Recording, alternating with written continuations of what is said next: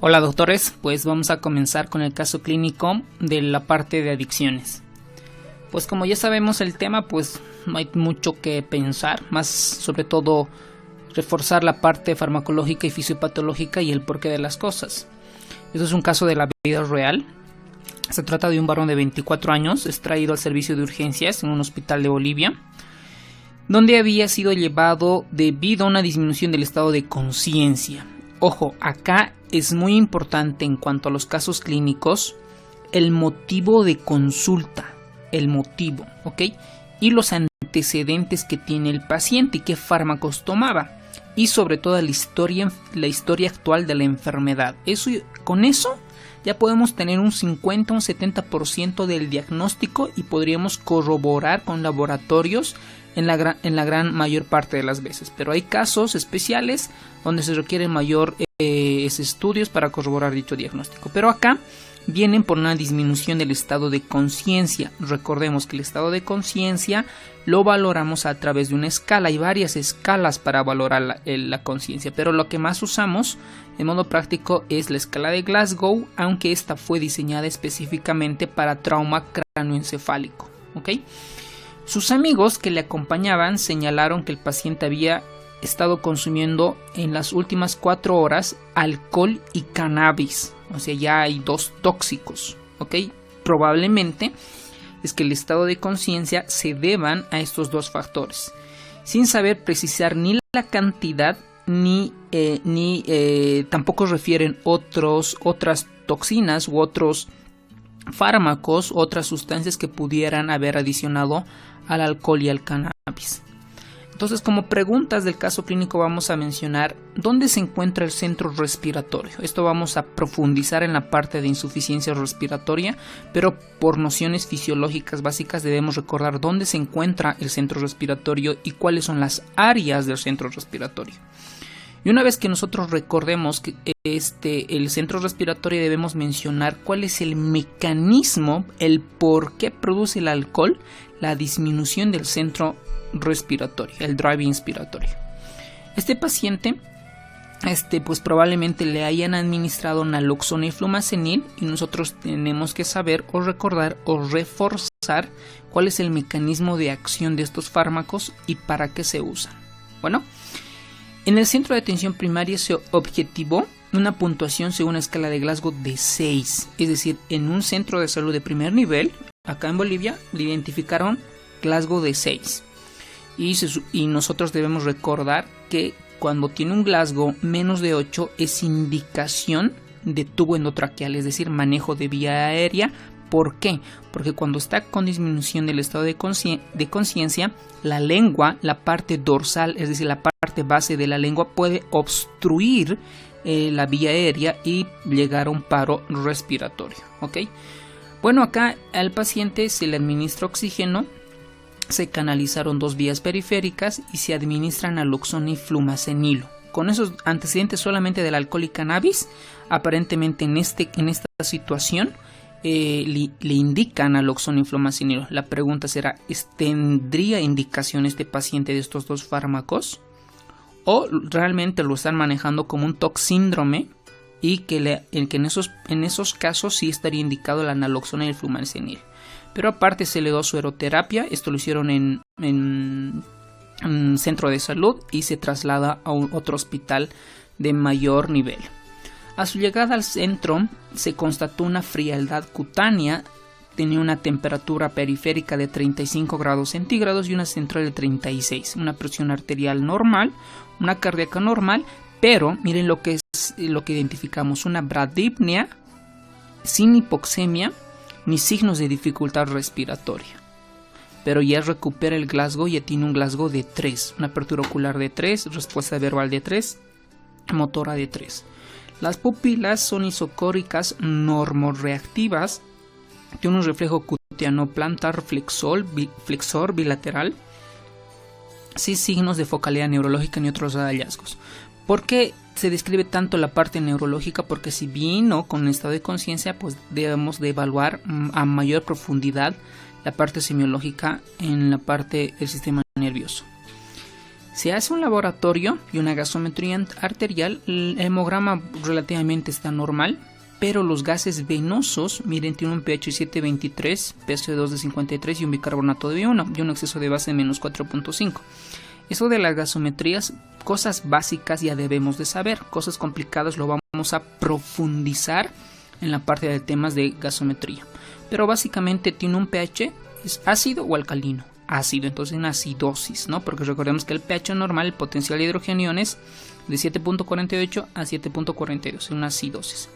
Eso está, el CO2, ¿cuánto es el valor normal? Pues vamos a catalogarlo como 40, entonces está alto, entonces respiratorio. Vamos con el bicarbonato, ¿está bajo o alto? Bajo, entonces es metabólico, es una acidosis mixta, respiratoria con metabólica.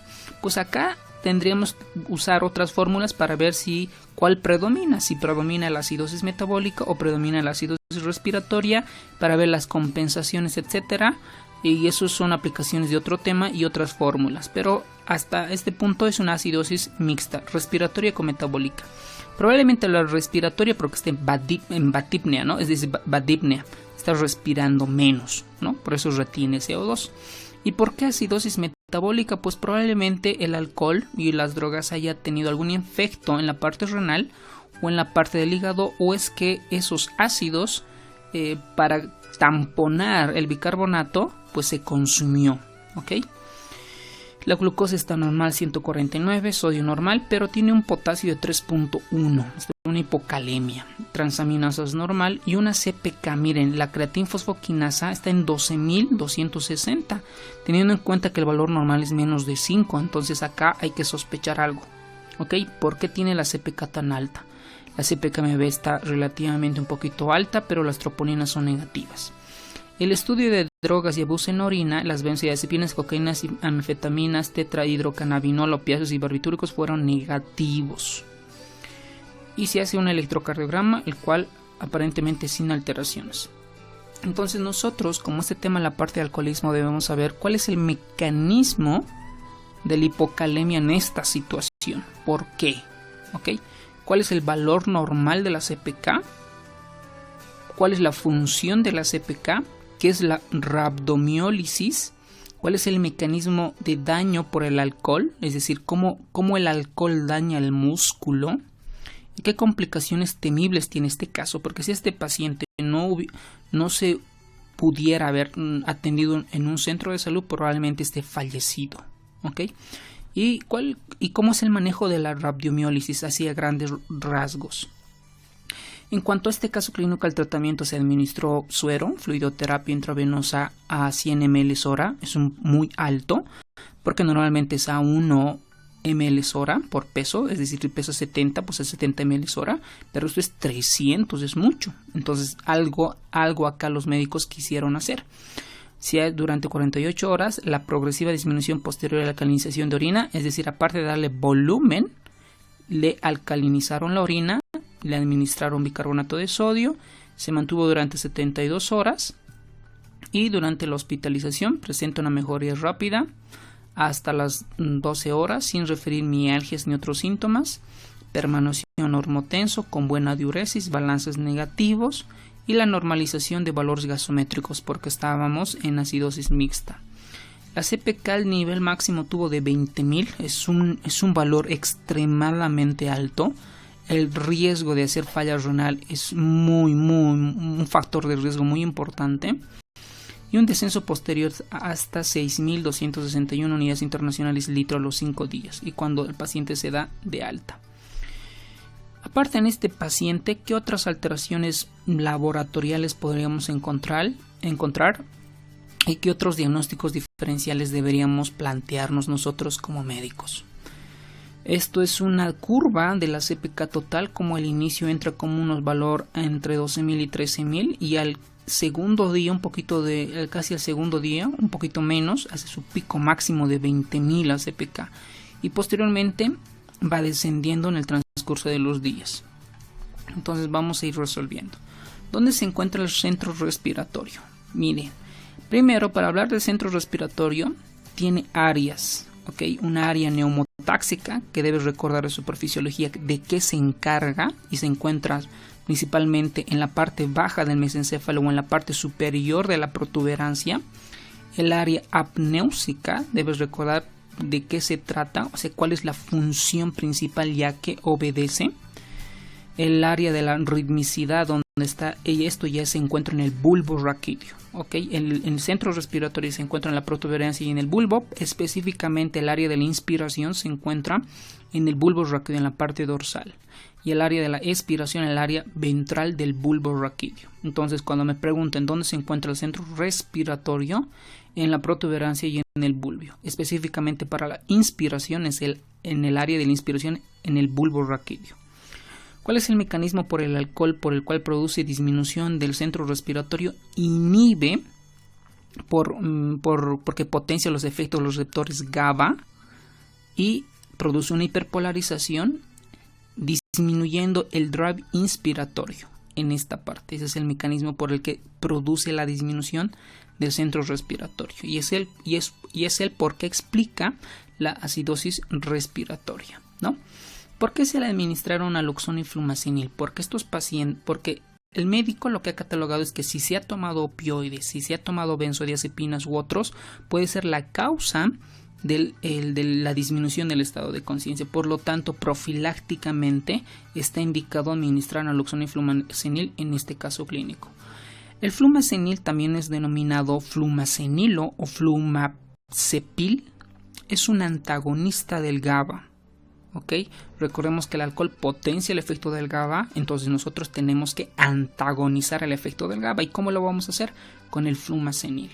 Fue desarrollado en 1987 por Hoffman La Roche con el nombre comercial de Anexate, y en los Estados Unidos al 20 de diciembre de 1991 por la FDA fue aprobada.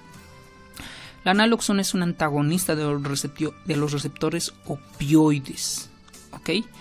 Este inhibe competitivamente los narcóticos en los sitios de los receptores, ojo, mu, delta y kappa. Revierte y previene los efectos indeseables de los morfínicos, que incluye la depresión respiratoria, la sedación, la hipotensión arterial sistémica, la analgesia y el espasmo de vías biliares. Bueno, pues nosotros en donde yo trabajo, pues usamos casi frecuentemente flumacenil y naloxona, pero mayormente naloxona, porque los pacientes que yo recibo de anestesia, pues necesito antagonizar para poderlos extubar de manera rápida. Entonces, pues la naloxona yo voy dándole a las dosis que ya están descritas, ¿ok? ¿Y cómo me doy de cuenta que está con efecto de opioide? Por las pupilas mióticas, ¿va? Este paciente en este caso clínico, que es un intoxicado por alcohol, pues se pueden encontrar muchos efectos. Es más, cuando llega la emergencia, lo primero que nosotros debemos de hacer es descartar hipoglicemia, ¿ok? Recordemos que por clase habíamos visto que el alcohol también daña el hígado, que pueden presentar hipoglucemia. Entonces en laboratorio voy a encontrar hipoglicemia. Si yo sé los efectos de una toxina o droga, puedo explicar los efectos adversos. Si yo les preguntara por qué este paciente tendría que tener hipoglicemia, ¿qué me contestarían? ¿Por qué? ¿El alcohol consume la glucosa? ¿Hay aumento en el consumo de glucosa? No, el mecanismo es porque el alcohol daña el hígado y se inhibe la gluconeogénesis y otras rutas metabólicas, y eso predispone a la hipoglucemia, ¿ok? También produce hiperlactatemia. Entonces yo les pregunto, ¿por qué produce? Porque hay un aumento de lactato. ¿Por qué? La respuesta es porque la mayor parte del lactato se metaboliza o se depura o se elimina por el hígado. Lo elimina, pero como el hígado está tronado por el alcohol, pues no lo puede eliminar de manera eficaz. Por lo tanto, el efecto es que se va a aumentar el lactato y producen acidosis láctica, que contribuye a la acidosis metabólica. Hipocalcemia y la hipomagnesemia, junto con la hipocalcemia y hipofosfatemia, son efectos de la diuresis, porque recordemos, un paciente que bebe bebidas alcohólicas pues tiene aumento en la diuresis por un efecto osmótico. Por lo tanto, no solamente se elimina calcio, se elimina potasio, magnesio, fósforo, hasta sodio. Por eso es muy importante en la resaca, en el chaki, reponer el líquido, pero no solo líquido, porque si solo uno bebe agua, puede tener mayor cefalea por un efecto de un edema cerebral. Por eso es importante reponer el sodio, reponer el potasio, el magnesio y el calcio. Esos son los que van a resolver los efectos de la resaca. ¿Okay? Y los diagnósticos diferenciales es porque este paciente estuvo embriagado, puede tener un traumatismo craneoencefálico, ¿no? Entonces, por lo tanto, si el paciente tuviera focalización, unas pupilas anisocóricas o tendría datos de Babinski, pues estaría indicado hacer una tomografía simple de cerebro. Ojo, simple, no con contraste. ¿Ok? Otro diagnóstico diferencial es la hipoxia, la hipoglucemia, como habíamos mencionado, la hipotermia y la encefalopatía hepática. Hay casos en los pacientes alcohólicos crónicos donde estos de por sí ya son hepatópatas, ¿no? Es decir, el hígado ya lo tienen destrozado de manera crónica. Y estos pacientes, cuando ingieren bebidas alcohólicas, llegan a un estado que se denomina encefalopatía hepática, que lo veremos en su momento. Ahora, ¿cuál es el mecanismo de hipocalemia? Por el efecto de la diuresis, ¿no? Hay un aumento en la diuresis. ¿Cuál es el valor normal de la CPK? Es de 0,5 a 1 miligramos de cilitro en mujeres y en hombres de 0,7 a 1,2 miligramos de cilitro. ¿Okay? Es valor normal. ¿Por qué es importante recordar? Porque para diagnosticar rabdomiólisis junto con otros criterios. ¿Cuál es la función de la CPK? Pues la CPK no es nada más que una enzima que se encuentra en el tejido muscular esquelético y su función es la catálisis, es decir, destruye la fosfocreatina para liberar ATPs, energía para el músculo cardíaco. ¿Okay? Por eso ustedes ven acá un fisiculturista, alguien está haciendo un ejercicio y le muestra un riñón, porque esta CPK cuando se eleva de manera muy alta daña los riñones, puede obstruir los túbulos. ¿Okay? Y cuando este CPK se eleva, allí se convierte en una rabdomiólisis. La rabdomiólisis es un síndrome el cual hay una necrosis muscular. ¿Y por qué hay necrosis? ¿Por qué hay muerte muscular? Porque hay por trauma, por aplastamiento, por medicamentos, por sustancias tóxicas como en este caso el alcohol. Este caso clínico tuvo una complicación de una rabdomiólisis. Y que ese músculo roto libera de su interior la CPK total y la mioglobina, por eso existe mioglobinuria, la orina es roja como hematuria, pero no es una hematuria como tal, ¿no? Porque si nosotros le ponemos lucecita a ese frasco de orina que tiene sangre, pues va a pasar la luz y eso es hemoglobinuria que se puede identificar claramente con la prueba de la luz, ¿ok? Entonces, ¿cuál sería el mecanismo del daño muscular por el alcohol? Es un daño directo a la mioglobina que aumenta el estrés oxidativo y que predispone a una necrosis muscular. ¿Ok? Eso es el mecanismo. ¿Y qué complicaciones temibles puede tener este caso? Muchas. Primero, que alguien no lo detecte que está deprimido, que puede ser que esté embriagado, borracho y simplemente lo dejen porque piensan que está muy borracho, ¿no? Primero. Segundo es que se puede broncoaspirar, es decir, el contenido gástrico no lo puede, es decir, ese contenido gástrico puede llegar a los pulmones, se puede broncoaspirar y se puede ahogar y morir, ¿ok? Y si puede existir broncoaspiración, pero en menor cantidad, como es el alcohol y el contenido gástrico tiene mucho ácido clorhídrico, tiene un pH ácido, cuando llega al pulmón lo irrita. Y cuando lo irrita se denomina neumonitis química y a eso se denomina síndrome de Mendelssohn. Esta neumonitis química, pues en la mayor parte de las veces se resuelve de por sí solo, pero a veces en casos como inflama tanto el pulmón se contamina con una neumonía, principalmente por anaerobios y otros, entonces se va complicando con una neumonía. Eso es otra principal complicación: broncoaspiración, síndrome de Mendelssohn, neumonitis química y otros la falla renal. ¿Por qué?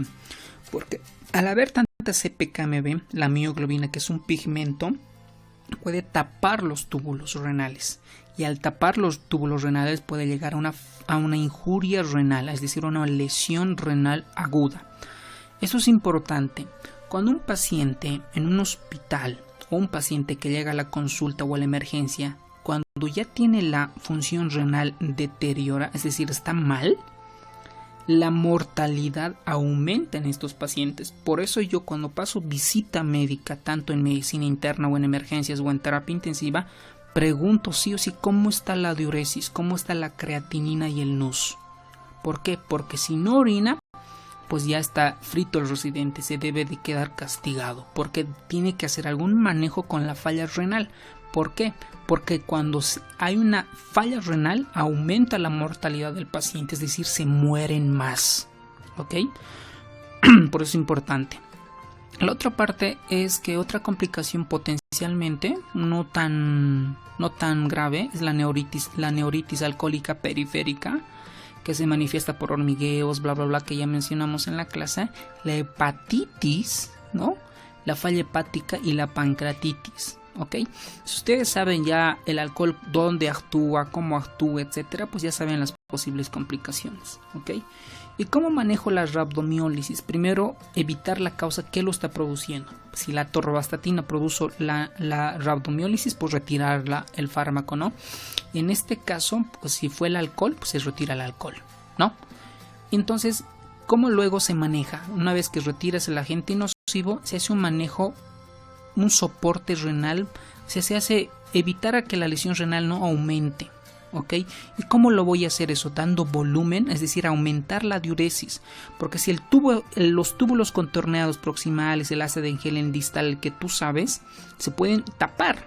Para que no se tape, no se obstruya, yo voy a aumentar la diuresis, es decir, voy a aumentar la presión hidrostática. ¿Y cómo lo voy a hacer? Dando volumen.